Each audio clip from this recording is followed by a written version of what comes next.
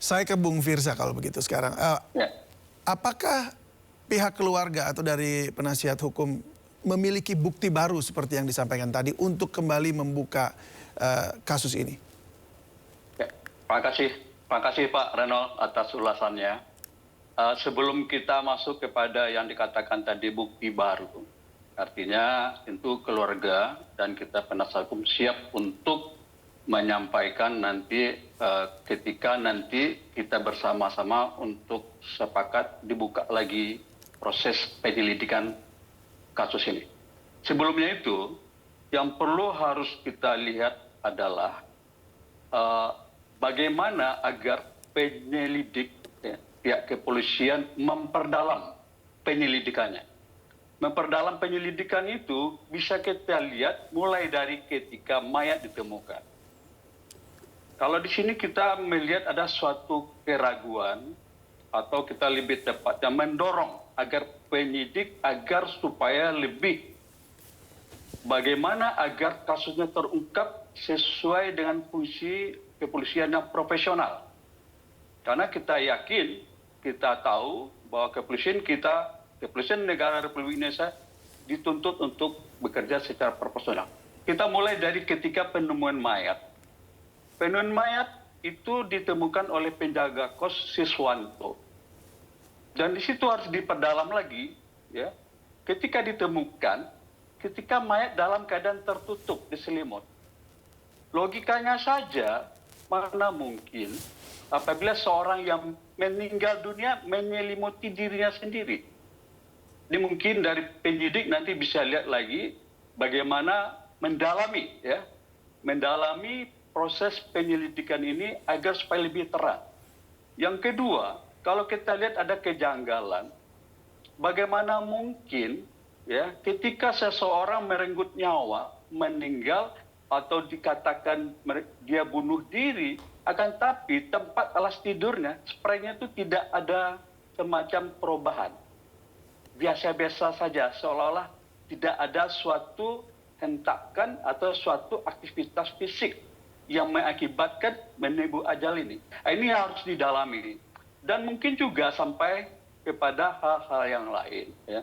Hal-hal yang lain itu seperti tadi sampaikan Pak Ronald, adalah bukti-bukti tentang laptop, ya, tentang HP yang belum ditemukan. Tapi kalau boleh beranjak dari mendalami dari ketika awal, ya, mayat ditemukan, ini jelas akan bisa membuka tabir gelap selama ini. Dan di sini artinya Anda juga, ada bukti baru sebenarnya Pak? Ada novum begitu?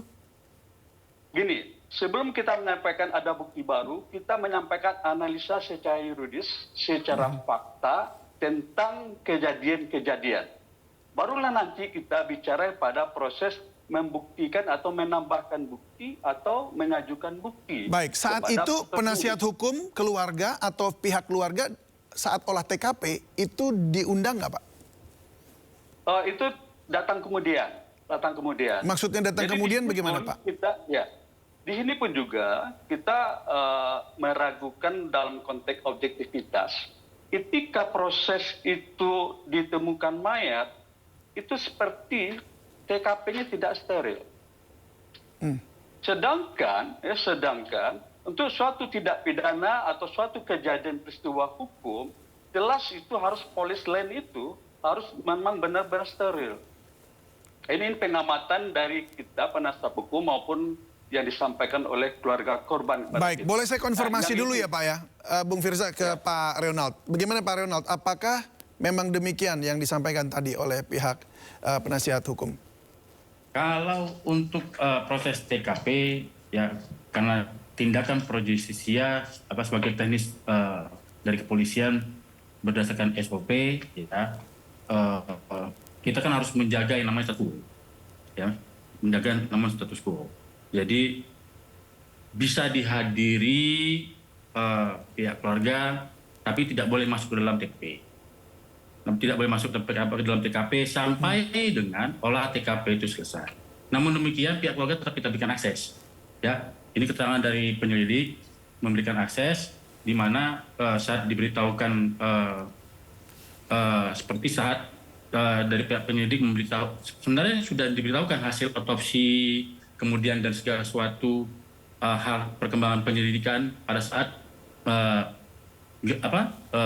menyampaikan hasil gelar perkara hasil penyelidikan.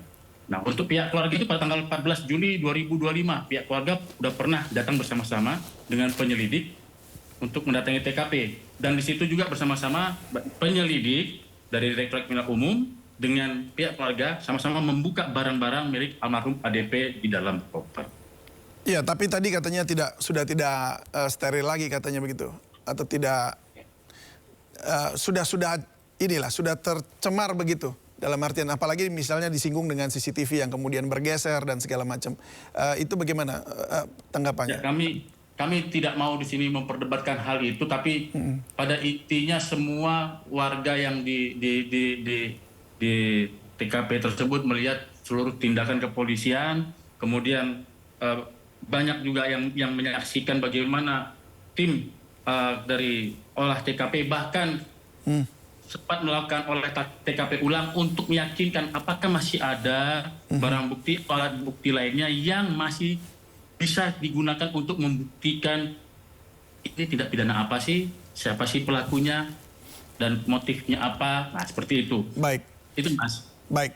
Saya kembali ke Bung Firza ini. Saya boleh pada kesempatan forum ini juga saya izin dulu sebentar. Tadi pada saat istri korban menyampaikan tentang perubahan CCTV. Saya luruskan di kesempatan forum baik ini.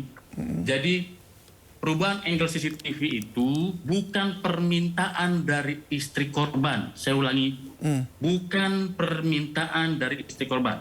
Karena permintaan istri korban adalah untuk mendobrak pintu untuk melihat kondisi kamar apakah ada suami beliau, suami Ibu Meta, yaitu korban ADP di dalam kamar tersebut, kepada penjaga kos yaitu Pak Sis. Setelah Pak Sis penjaga kos izin kepada pemilik kos dan pemilik kos akhirnya mengizinkan, ke inisiatif dari pemilik kos merubah angle CCTV tersebut ke pintu kamar. Awalnya pintu kamar dulu, pintu kamar untuk membuktikan dan sebagai bukti merekam semua tindakan Pak Sis apabila nanti ada komplain atau terjadi sesuatu.